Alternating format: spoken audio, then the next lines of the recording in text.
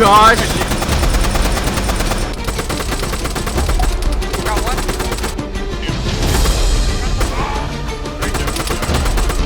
Oh, nice. Crap.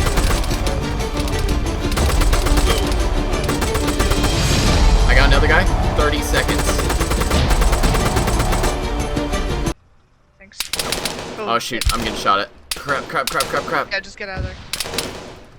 Stay behind this wall. He can't shoot you. I got him, I got him. You're wrecking. Holy crap, if you can't aim while I'm reviving, you gotta hurry, we got a whole squad. I'm Yeah. engaging right now.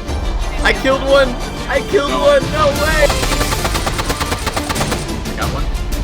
Okay, I got the pilot. Nice. Heading to your direction. I got another one. I hit him. Been really close. I killed one. Yeah, alright. One's left, one's left. Okay, to the left. Oh, I got another one so far away. I hit him, got him. Oh, I got him, I got him. Crap. Oh, I got him. I got him. Got him.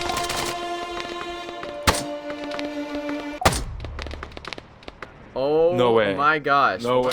So, I was playing some King of the Hill the other day. This is a game mode in ArmA 3 that I always play from time to time, and it really does help you with CQB fighting in ArmA 3, especially when at lower frame rates. Now, this game mode is very fast-paced, you meet a lot of bad guys, you meet a lot of good guys, and overall, you need to be staying aware at all points in time to be able to stay alive. Now, here I am playing some King of the Hill, and I'm running around with my AK-12 as usual, just trying to grab some cool footage to put in the background video, and I notice something whenever I see this guy to my left. I see him, I raise my gun, and I fire at him. First shot hits him around the crotch to torso area, and he instantly is down. The second shot I fired actually did not hit him, and he was already dead by the time that the bullet was passing by him. So this was an interesting moment.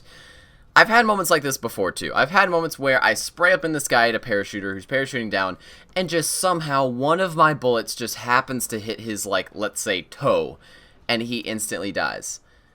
It's very interesting to me because I feel like in ArmA 3, although the weapons are supposed to be realistic, there's a point at which all game developers have to make the personnel in the game a little stronger just to be able to adapt for the video game mechanics of lag, desync, you know, just the fact that you're playing on a screen. There's going to be a lot of delays in terms of your computer having to render everything that you see. It's a lot more of a delay compared to real-life combat, where you can turn the corner, you instantly see somebody the same time they see you. In ArmA, you might turn a corner, and someone might see you for 1/3 the second lesser of time than you saw them, so you're able to come around the corner quick enough to kill them before they even knew that you were there. That's just because we're playing on an online video game where we're connected to a server. Everybody has a different connection time, and how fast their internet is depends on that, and everyone has different stability in terms of their connection. So a lot of game developers, well, overall is what I'm saying, make the characters stronger in game, and that is something that even is in ArmA, a realistic military sandbox game that likes to portray most things as basically as realistic as you can get in a video game. In real life, I fully understand that you could get shot at any point of your body and you could die from it. You can get infections. Let's say you got shot with a .22 long rifle right in the middle of your right thigh. You could hit an artery with that .22 long rifle and bleed out within 5 minutes. That's just how it is. In real life, although it is more effective to use higher calibers to be able to take somebody down, it still is absolutely feasible that you could die by even the smallest of rounds hitting your body. But in ArmA 3, when I get a one-shot kill at a distance, I do not feel as if that is balanced. I do not feel as if that person had any time to react to my fire and any time to really be able to at least see me at all if I shoot them once and the bullet's going over 1,000 feet per second and it kills them instantly. So first off, during a live stream, someone said in the chat that the SPAR 16 was a faster time to kill than the AK-12. This means that if I were to walk up somebody and shoot them in the chest with a SPAR 16, that means that I would be able to kill them faster if I shot them in the same body part than if I shot them in the same body part with an AK-12. Their argument was that although the 5.56 ammunition of the SPAR 16 has less damage, that the AK-12 rate of fire is too slow to be able to fire quick enough to be able to kill the person faster. So first of all, let's compare the SPAR 16 with the AK-12. SPAR 16 time to kill was 280 milliseconds. This is the exact clip. So pretty much what I base the time off of is from the moment that my HUD at the top right of my screen turned red, the exact frame it turned red, all the way to when the AI let go of his gun and his gun popped in front of him.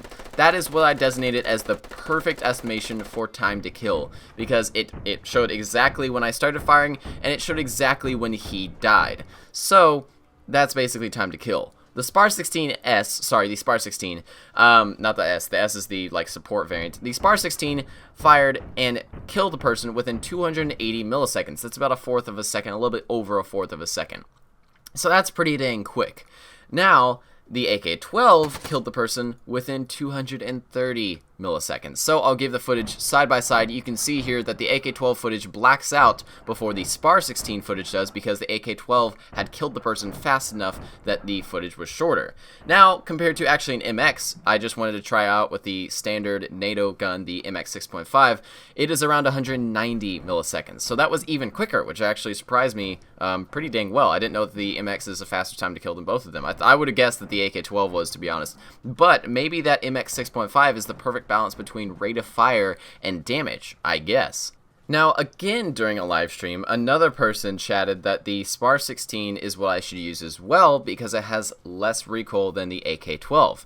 And that has to be true because it is a 5.56 versus a 7.62. In real life, definitely, I have felt the differences between 5.56 and 7.62, and there's a pretty large difference there, and I totally understand the recoil change in a game having the difference between 5.56 and 7.62. So, I calculated the recoil by going into the VR, looking at the kind of, what did you call it, the landscape, like the outside, the skybox, that's what it is. I looked at the skybox, and it's a grid, so I use that grid as a measurement. I fire at the bottom of the square and see how far up it goes from that square, and I fired at both of the same squares this time. The SPAR 16 fired around 2 squares up and about, like, I would say 1/4 of a square to the right, while the AK-12 fired around 2.8 squares up and about 2/3 to the right. At this point, I was kind of confused, because in a lot of King of the Hill moments, I even say this in videos, whenever I fight someone that has something like a TRG-21 or the MK, whatever, what is the independent, like, it's an F2000, I don't know what it's called in ArmA 3 at the moment, but it's by a different name. They fire either the F2000, they fire the TRG-21, or they fire the SPAR 16s, which are all 5.56 variants of weapons. I always say that I always win those fights. Like, I immediately say, what gun do they have? I feel like I was hit, but I wasn't injured as much as they were because they're dead, and I'm perfectly fine. I'm not even limping. I'm not even, like, bleeding or anything. Their guns are usually 5.56 weapons, and I always am confused. You know, why are they so weak compared to 7.62? So I started just killing some of the AI targets in the virtual arsenal with the SPAR 16, and I shot one in the head. This is where it's interesting. If you shoot a person within the head with a SPAR 16, there's around a 50% chance that it will deflect. I'm saying around 50% of a user's head is blocked by usually a helmet. If it hits the helmet at a shallow enough angle, which is around 50% of the total surface area of the helmet that is looking at you while you're firing at them, it will deflect. Now, if you're fighting someone like CSAT, where their helmets cover almost their entire head, like almost like half of their entire head, to be honest, then around 3/4 of their entire head is areas of their head where they can actually get a shot deflected off of their helmet. This is crazy. I have walked up behind people in multiple really, really old King of the Hill episodes of my channel and fired at them with something like the SPAR 16 or the TRG-21. And I remember at one point, I went up behind somebody, I snuck up behind them, and I fired and shot them in the head, and they turned around and killed me afterwards. That is because the 5.56 is, in ArmA, easily deflected by a standard combat helmet. It doesn't even have to be a really shallow angle. It can be a 30-degree angle between the bullet and the surface of the helmet, and that can honestly block and deflect the entire 5.56 bullet off of them. It will injure their head, and it will make them aim and breathe a lot harder once they're actually hit in the head, but other than that, they are perfectly fine. Now, a 7.62, on the other hand, I killed like 90 AI before I was able to deflect an actual AK-12 round. Seriously, it was honestly difficult for me to actually be able to deflect the AK-12 round, and honestly, I don't see it happening in any real-life situation within ArmA because I had to attempt it so many times that it would just be like a super extremely rare thing that a 7.62 actually bounces off of a soldier. I additionally figured out that even at range and with the person not wearing a helmet, the 5.56 round can still bounce off of somebody's pure cranium. It can bounce off their head and keep flying right past, and it will do enough damage to make their heads distinguished as injured, but not killed. At around 500 meters, with the target wearing a special carrier rig, which is the strongest vest in the game, I wanted to try out how much damage the SPAR 16 would do compared to the AK-12. So I fired the AK-12 at it, and it killed the guy in 4 shots. That's pretty basic. That's what I would say is normal. The SPAR 16, on the other hand, killed him in around 8 shots to 7 shots. I honestly couldn't tell if one of the shots hit him, so I'm going to say 7, but I think it was 8.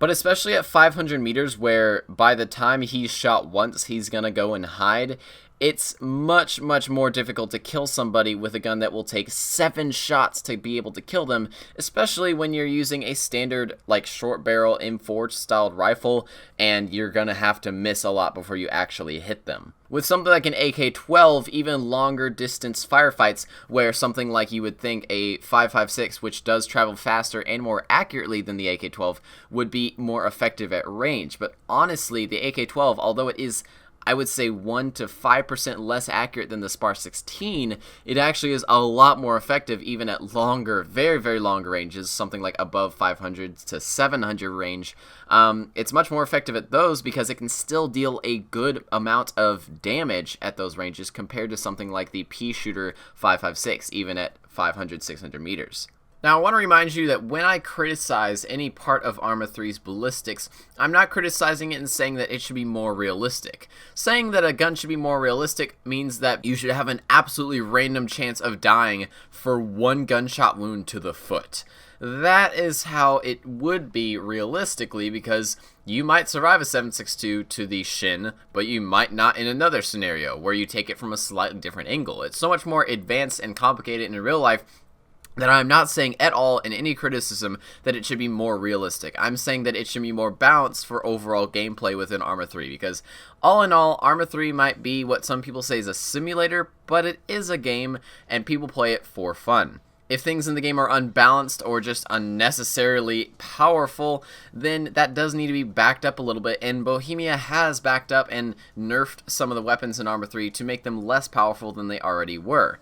So just to check that all of my damage notes were right, I actually went into the editor instead of the virtual arsenal. Some person in a comment section from a long time ago once told me that the virtual arsenal little bots are actually a little bit different than the real in-game bots, which are kind of correct because they actually don't really wear any clothing, so in terms of fragmentation, yes, but I did want to test it with ballistics as well. So I tested out the SPAR on some NATO and CSAT soldiers that were close to me, and then I realized that the AK-12 is a one-shot kill in so many places on the hitboxes. If you are not wearing any armor, all the way from your knee to the top of your head, excluding your arms, is a one-shot kill. If you are wearing armor, shooting into your shoulders from the sides is a one-shot kill. Shooting into any part of your thighs is a one-shot kill. Shooting your belly, your lower back, your butt, one-shot kill, no matter the angle. You can be shooting where the bullet will go right through nothing but like butt muscle, and the bullet will still kill the AI. That is why the AK-12 is so powerful. It has around the effectiveness of a fully automatic M320, excluding arm shots at close range. Actually, additionally including a vest, if there is a vest. So, a tactic to use if using the AK-12 is don't even fire at their chest. Don't even fire center mass. In ArmA 3, aim is kind of hard to do anyways, especially at lower frame rates, so aim at their thighs. The knee all the way up to the bottom of their vest is a one-hit kill zone that is extremely large. Don't aim for the head, aim for their ass. I'm not joking with this. The gun will one-shot people within 150 meters on their legs, on their knees, the back of their knees, the front of their thighs, the back of their thighs, the butt, the crotch, the belly, the lower back, and any part of the torso that is uncovered by a vest. It is a one-shot kill. Now, I don't exactly know what this means for balance. In my opinion, it is a little bit too overpowered, especially in the leg portion. Even though you're shooting a 7.62 into a thigh of a human being, which hurts and would probably kill you in real life pretty easily, it still isn't good for gameplay.